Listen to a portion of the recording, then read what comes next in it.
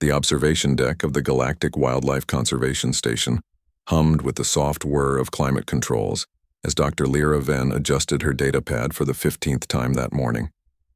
Her secondary eyes tracked the movement of 3 Krath cubs in the training arena below. Apex predators from Valoria Prime, each the size of an Earth bear cub, but infinitely more dangerous. Their silver-striped fur rippled over corded muscle, and their 6 legs carried them in graceful, lethal arcs across the reinforced flooring.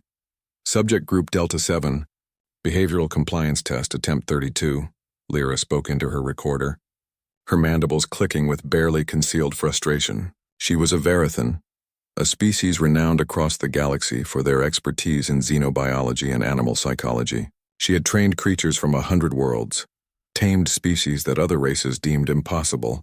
Yet these cubs, these infuriating, magnificent cubs, refused to acknowledge her authority. She pressed the intercom. Sit. The cubs continued their playfighting, tumbling over each other in a blur of claws and teeth. Sit. Lyra's voice carried the harmonic undertones of Verithan command speech, frequencies proven to induce compliance in 97% of tested species. One cub paused, tilted its head, and then promptly pounced on its sibling. Lyra's tertiary arms trembled with frustration. The Krath were an endangered species, and the Galactic Council had entrusted her with developing training protocols before reintroduction to their native habitat. But without basic obedience, these predators would be impossible to monitor, impossible to protect. A soft chime announced a visitor. Lyra turned to see a human entering the observation deck, Sergeant Ryan Cole, if her briefing was correct. He wore the simple gray uniform of the station's security detail, his posture relaxed in that peculiar way humans had, as if they were perpetually ready to either help or fight at a moment's notice. Dr. Venn, his voice was warm, carrying none of the melodic complexity of galactic common. I'm here for the security assessment, making sure your arena protocols are up to standard. Lyra gestured dismissively toward the window. You can see the futility of protocols when the subjects refuse cooperation. I've been trying for 6 standard weeks to establish basic commands. Nothing works.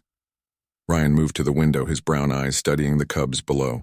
There was something in his gaze, not the clinical assessment of a scientist, but something older. Recognition, perhaps. They're beautiful, he said quietly. They're impossible, Lyra corrected. I've used every technique in the xenopsychology database. Positive reinforcement, negative reinforcement, harmonic conditioning, pheromone markers. Have you tried just asking them nicely? Lyra's mandibles clicked in what could only be interpreted as exasperation.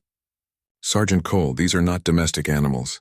They are apex predators with limited neuroplasticity in their juvenile stage. Asking nicely is not scientifically. She stopped.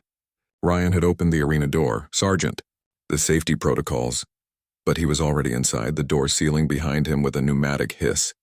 Lyra's 4 hands flew across her console, ready to trigger the emergency extraction field, her heart's racing in her thorax. The cubs noticed the intruder immediately. They froze, their play forgotten, 6 pairs of golden eyes fixed on the human. The largest cub, the one Lyra had designated Alpha, lowered itself into a stalking posture, muscles coiling beneath silver fur. Ryan stood still. He didn't adopt a defensive stance, didn't reach for the neural stunner at his belt. He simply stood there, hands at his sides, and waited. The cubs circled him, sniffing, their clawed feet clicking on the floor. Alpha approached closest, raising its massive head to Ryan's chest, nostrils flaring. Then Ryan did something that made Lyra's scientific mind rebel against its impossibility. He knelt down, bringing himself to eye level with the cubs, making himself smaller, vulnerable. Hey there, he murmured, extending one hand slowly. You're just scared, aren't you? New place, new smells, someone shouting commands you don't understand. Alpha sniffed his hand. The cub's siblings pressed closer, curious now rather than aggressive. Ryan's voice remained soft, conversational. I had a dog once back on Earth. Rescue dog, spent his first year in a cage. Wouldn't listen to commands either. Know what worked? He gently scratched behind Alpha's ear analog. Respect, trust, understanding that you're not a machine to be programmed. He stood slowly, the cubs watching his every movement.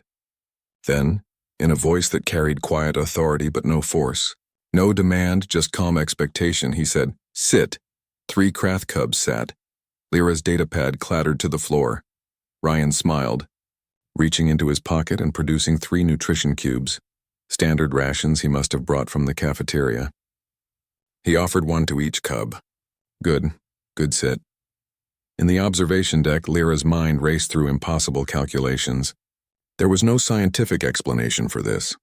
Humans had no harmonic command voice, no pheromone compatibility with Valorian species, no documented ability for xenopsychic influence, yet the cubs obeyed.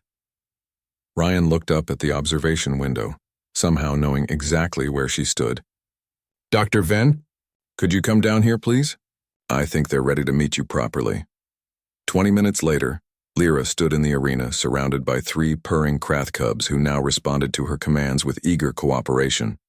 Ryan sat on the floor nearby, Alpha's massive head resting in his lap. "I don't understand," Lyra admitted, her scientific pride warring with genuine confusion. "What did you do differently?" Ryan considered the question, absently stroking Alpha's fur. "My grandmother used to say that all creatures, human, animal, alien, we all speak the same language underneath everything else. Not words or frequencies or pheromones." He looked up at her, and in his eyes Lyra saw the weight of a species that had climbed from prey to predator, from caves to stars. "We speak the language of pack, of family, of knowing when someone sees you as an individual, not a problem to solve." "That's not scientific," Lyra protested weakly. "No," Ryan agreed, smiling. "It's just human." As the cubs played around them, their earlier wildness transformed into playful cooperation, Lyra began updating her protocols. She would document this. Of course, the human variable, the pack dynamics, the power of approach over command. But privately, in a part of her consciousness that transcended scientific method, she understood something the galaxy was still learning about these strange, adaptable humans they didn't conquer through strength alone or intelligence alone. They connected. They understood. They saw. And sometimes that made all the difference.